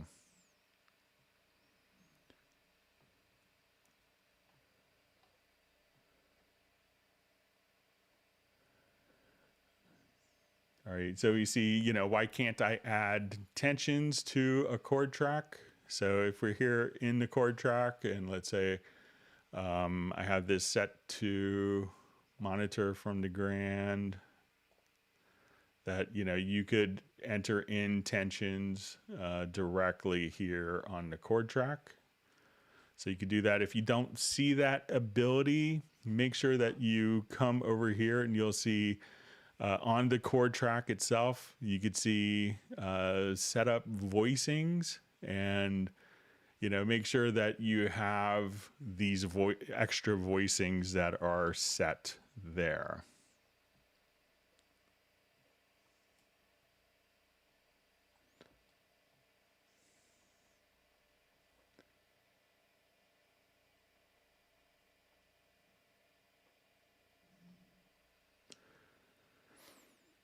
Okay, so I just see says if cutting audio on the grid, is there a way to change the crossfade so it happens before the cut instead of on the cut?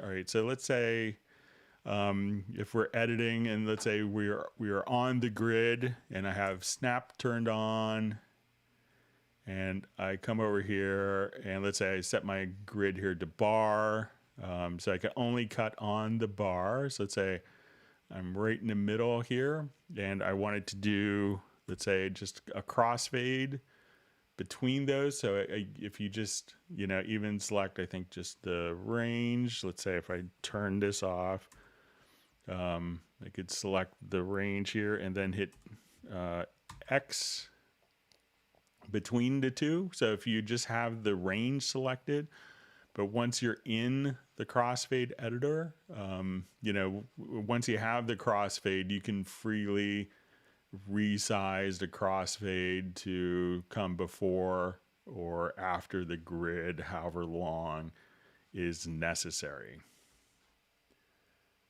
Okay, so I see we're just about at the time to start migrating over to Zoom.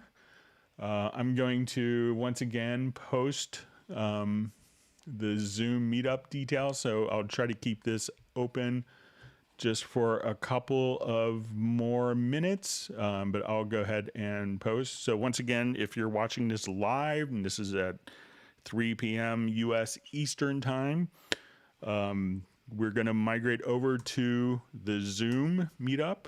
So as we do this, I'll kind of keep this open. I just posted the link one more time. So, and this is live, it's not being recorded.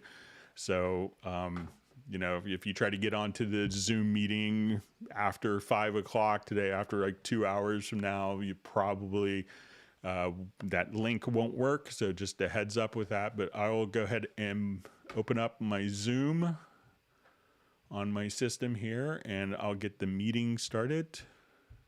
And we'll wait just a couple of minutes and get people transitioned over.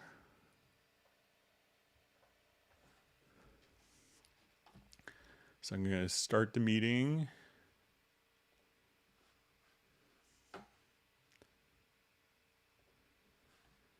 And I'll just mute my microphone here. All right, so we see Tim Weinheimer. We'll just keep this open for just a couple minutes. And people can migrate over.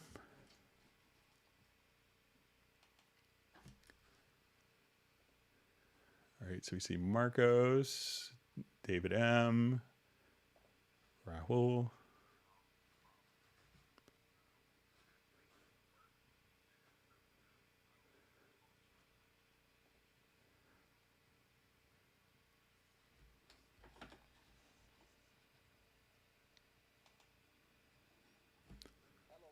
Hey, how's it going? All right, so we have Soren.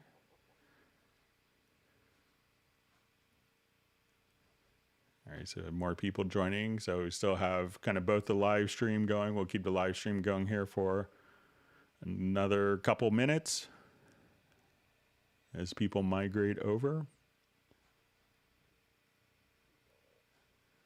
All right, and we have our special guest, Mr. Daryl Pearson, joining.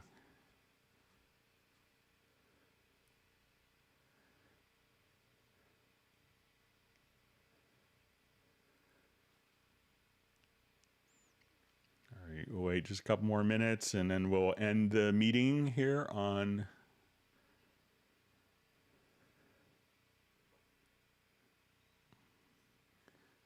I'm just muting my audio on the Zoom. Okay.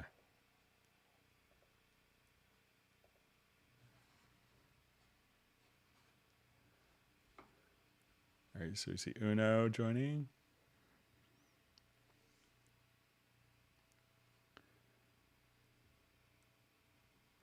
Yeah, I see that my mic is muted, so I'm trying not to create an infinite feedback loop.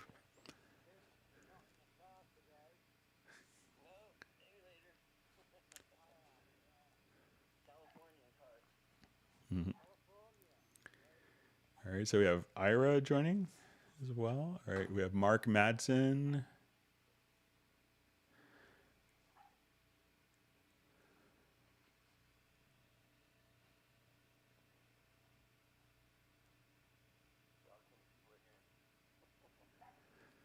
All right, so I'm gonna go ahead and end. So I'll put up the Zoom invite here just real quick for people that maybe haven't seen it.